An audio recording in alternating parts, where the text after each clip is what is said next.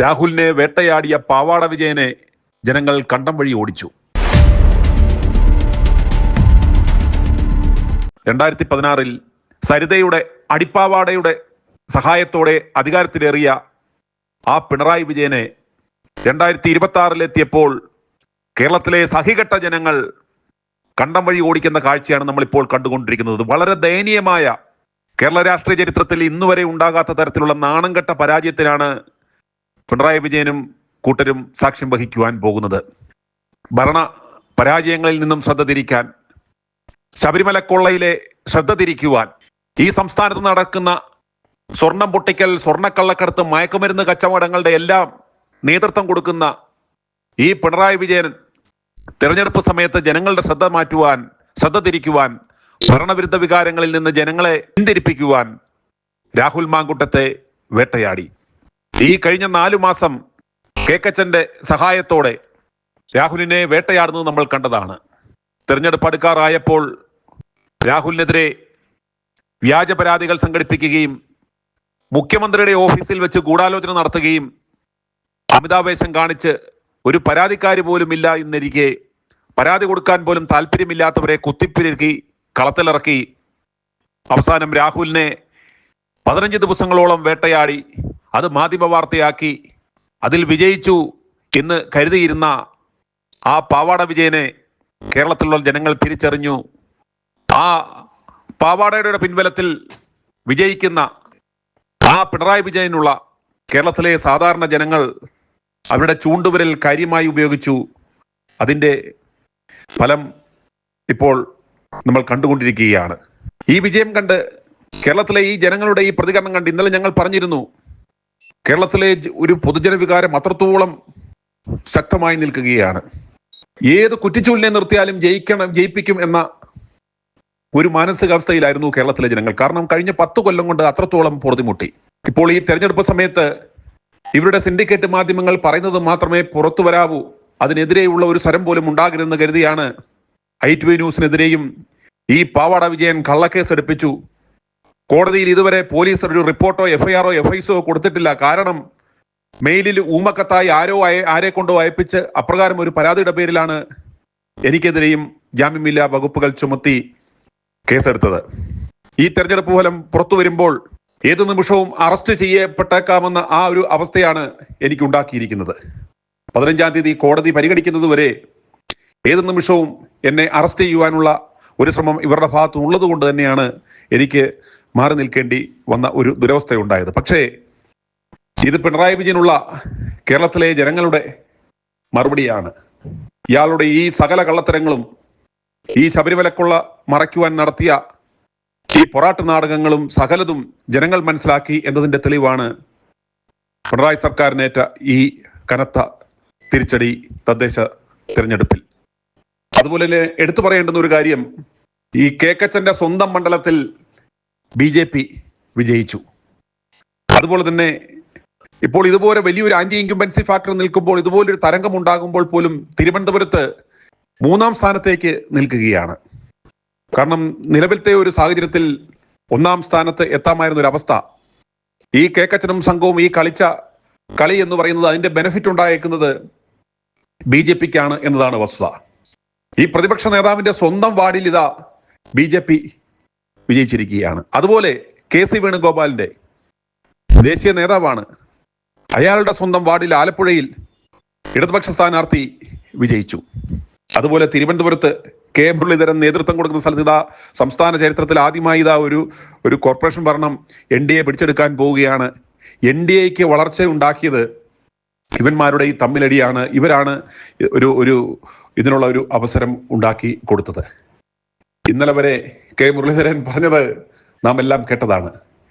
K Muraleedharan ഇനി രാഷ്ട്രീയ വനവാസത്തിന് പോകുമോ എന്നാണ് നമുക്ക് അറിയേണ്ടുന്നത്. അല്പസമയം മുമ്പ് KPCC അധ്യക്ഷന് അയാൾക്ക് പോലും വിശ്വസിക്കാൻ പറ്റുന്നില്ല ഈ വിജയം എന്നാണ് അയാൾ പറയുന്നത്.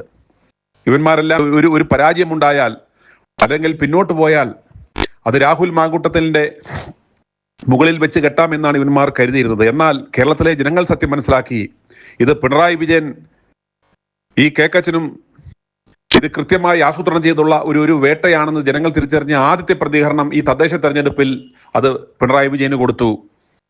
ഇനി അടുത്ത തെരഞ്ഞെടുപ്പിൽ കോൺഗ്രസിന് വിജയമുണ്ടാകുമ്പോൾ പറവൂരിൽ കെട്ടിവെച്ച കാശ് പോലും കിട്ടാതെ ഈ കേക്കച്ചന് പരാജയം ജനങ്ങൾ സമ്മാനിക്കുമെന്നതിന്റെ ഏറ്റവും വലിയ തെളിവാണ് സ്വന്തം പറവൂർ മണ്ഡലത്തിൽ ഇതാ BJP ജയിച്ചിരിക്കുകയാണ്.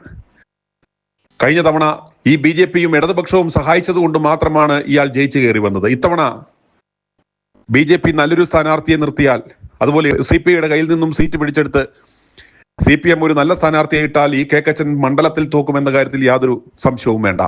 അതുപോലെ പാലക്കാട് നോക്കുക. പാലക്കാട് BJP ഉജ്ജ്വല വിജയം പ്രതീക്ഷിച്ചവർ ഇരുന്നു. ആ പാലക്കാട്ടും UDF ഒരു മടങ്ങിവരവാണ് നടത്തുന്നതാണ് നമുക്ക് കാണുവാൻ സാധിക്കുന്നത്. പല മണ്ഡലങ്ങളിലും രാഹുൽ പ്രവർത്തിച്ച പല സ്ഥലങ്ങളിലും ഇതാ ഉജ്ജ്വല വിജയം നേടുന്നൊരു കാഴ്ചയാണ്. അങ്ങനെ വരുമ്പോൾ പാലക്കാട്ട് ആയിരുന്നു UDFന് ഒരു പിന്നോട്ട് പോകേണ്ട അവസ്ഥ ഉണ്ടായിരുന്നതെങ്കിൽ ഇവന്മാർ രാഹുലിനെ കൊന്നു വിളിച്ചേനും. ഇതിൽ നിന്ന് മനസ്സിലാക്കാവുന്നത് ആ രാഹുലിനെ ജനങ്ങൾ എത്രത്തോളം ചേർത്ത് നിർത്തുന്നു, രാഹുലിനോടൊപ്പം ജനങ്ങളുണ്ട്. ഇപ്രകാരമുള്ള ആരോപണങ്ങളും അനാവശ്യ വിവാദങ്ങളൊന്നും അത് ജനമനസ്സിലുണ്ടായില്ല. പക്ഷേ ഇത് ആളിക്കത്തിക്കുവാൻ ശ്രമിച്ച പിണറായി വിജയന് 8ന്റെ പണി കിട്ടി എന്നതാണ് നമുക്ക് ഇതിൽ നിന്നും മനസ്സിലാക്കുവാൻ സാധിക്കുന്നത്. ഇത് വളരെ കൃത്യമായ ഒരു സന്ദേശമാണ് നൽകുന്നത്. കോൺഗ്രസിനും വളരെ ശക്തമായ ഒരു സന്ദേശമാണ് നൽകുന്നത്. രാഹുൽ മാങ്കുട്ടത്തിനെതിരെ ഇവർ ഉപയോഗിച്ച ഈ വിവാദങ്ങൾ ഒരുപക്ഷെ VD സതീശൻ വളരെയേറെ സങ്കടത്തിലാവും. കാരണം പിണറായി വിജയന് തുടർഭരണം ഒരുക്കുക എന്ന ലക്ഷ്യത്തോടെയാണ് ഇയാൾ ആദ്യം തൊട്ടേ പ്രവർത്തിക്കുന്നത്. പക്ഷേ ഈ കഴിഞ്ഞ 10 വർഷത്തെ പിണറായിയുടെ ഈ കണ്ണന്തിരിവുകൾ മടുത്ത ജനങ്ങൾ ഈ നാടകം മനസ്സിലാക്കി കഴിഞ്ഞു. അതുകൊണ്ട് തന്നെ ഒരു മാറ്റം ഇവിടെ ഉണ്ടാവണം. ആ മാറ്റം ഉണ്ടാവണമെങ്കിൽ അവരുടെ മുന്നിലുള്ള ഇപ്പോഴത്തെ നിലവിലെ ഏക ഒരു മാർഗം എന്ന നിലയ്ക്ക് അവർ UDF സ്ഥാനാർത്ഥികളെ വിജയിപ്പിച്ചു. അതുപോലെ തന്നെ NDAയ്ക്കും ഇവിടെ വളരാനുള്ള ഒരു അവസരമുണ്ട്, ഒരു വളക്കൂറുണ്ട് എന്ന് അവർ കൃത്യമായിട്ടൊരു സന്ദേശം നൽകി കഴിഞ്ഞു. അവർ വിചാരിച്ചു കഴിഞ്ഞാൽ വളരെ വലിയ മുന്നേറ്റം വരുന്ന നിയമസഭാ തെരഞ്ഞെടുപ്പിലും NDAയ്ക്ക് ഉണ്ടാക്കാൻ പറ്റും.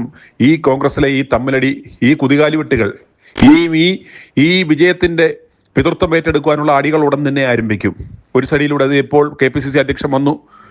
ഇതിൽ കലിമൂത്തിനി ഇപ്പോൾ നമ്മുടെ കേക്കച്ചൻ അടുത്തത് വരും, ഉസ്മാൻ രമേശ് മറ്റൊരു സ്ഥലത്തൂടെ വരും. അതുപോലെ തന്നെ നമ്മൾ ഓർക്കണം, തുടക്കം മുതൽ തന്നെ കൺസിസ്റ്റന്റ് ആയിട്ട് ഏറ്റവും മികച്ച മിന്നും വിജയം നമുക്ക് കാണുവാൻ സാധിച്ചത് കണ്ണൂരാണ്. ആ K സുധാകരനെ ഇവന്മാർ ഒതുക്കാൻ ശ്രമിച്ചപ്പോൾ അത് ഒരു വലിയൊരു സന്ദേശമാണ്. ആ കണ്ണൂരിൻ UDFന്റെ ഉരുക്കുകോട്ടയായിട്ട് ഇപ്പോഴും നിർത്തുന്നതിൽ നിർണായകമായ സ്വാധീനം ചെലുത്തുന്നത് K സുധാകരനാണ്. കേരളത്തിലെ ഏറ്റവും വലിയ ശക്തി കേന്ദ്രങ്ങളിൽ ഒന്നായ എറണാകുളം പോലും തുടക്കത്തിൽ കിതയ്ക്കുകയായിരുന്നു. വളരെ കിതച്ചാണ് ഇത്രയും വലിയ ഒരു അവസരവും ഒരു ട്രെൻഡും ഉണ്ടായിരുന്ന സമയത്ത് പോലും എറണാകുളം നഗരസഭയിൽ ഒരു മുന്നേറ്റം ഉണ്ടാക്കുവാൻ UDFന് സാധിച്ചത് എന്നതും ശ്രദ്ധേയമാണ്. അതുകൊണ്ട് രാഹുൽ എഫക്റ്റ് കോൺഗ്രസിന് ദോഷമുണ്ടാക്കിയില്ല. അതുപോലെ രാഹുൽ എഫക്റ്റ് വെച്ച് ഈ ഭരണകൂട വികാരം മറച്ച് ജനശ്രദ്ധ തിരിച്ച് മുന്നേറ്റമുണ്ടാക്കുവാൻ സാധിക്കും എന്ന് പ്രതീക്ഷിച്ച LDFനുള്ള കനത്ത ഒരു തിരിച്ചടിയാണ് ഈ വിജയം. രാഹുൽ എഫക്റ്റ് കൊണ്ട് ആ വിഷയം ആളിക്കത്തിക്കുവാൻ ശ്രമിച്ചതെങ്കിലും ജനങ്ങൾ അത് തിരിച്ചറിഞ്ഞു. വളരെ ശക്തമായ മറുപടി പിണറായി വിജയന് കൊടുത്തിരിക്കുകയാണ്. അങ്ങനെ അടിവസ്ത്രത്തിന്റെ സഹായത്തോടെ ഭരണം പിടിച്ചെടുക്കുവാൻ ശ്രമിക്കുന്ന പിണറായി സർക്കാരിനുള്ള ജനങ്ങളുടെ അവസാന മുന്നറിയിപ്പാണ് ഇത്. കൂടുതൽ വിശദമായ സ്റ്റാറ്റിസ്റ്റിക്സുകൾ ഇനി ഒരു അന്തിമ തെരഞ്ഞെടുപ്പ് ഫലം വന്നെങ്കിൽ മാത്രമേ നമുക്ക് അറിയുവാൻ സാധിക്കുകയുള്ളൂ. നിലവിലുള്ള ഒരു ട്രെൻഡ് അനുസരിച്ച് രാഹുൽ എഫക്റ്റ് ഇടതുപക്ഷത്തെ തുണച്ചില്ല എന്ന് വേണം നമുക്ക് അനുമാനിക്കാൻ. i2i News, an eye for truth. i2i News subscribe ചെയ്തിട്ടില്ലാത്തവർ ഇപ്പോൾ തന്നെ സബ്സ്ക്രൈബ് ചെയ്യുക. നോട്ടിഫിക്കേഷൻ ലഭിക്കുവാൻ ബെൽ ബട്ടണും അമർത്തുക.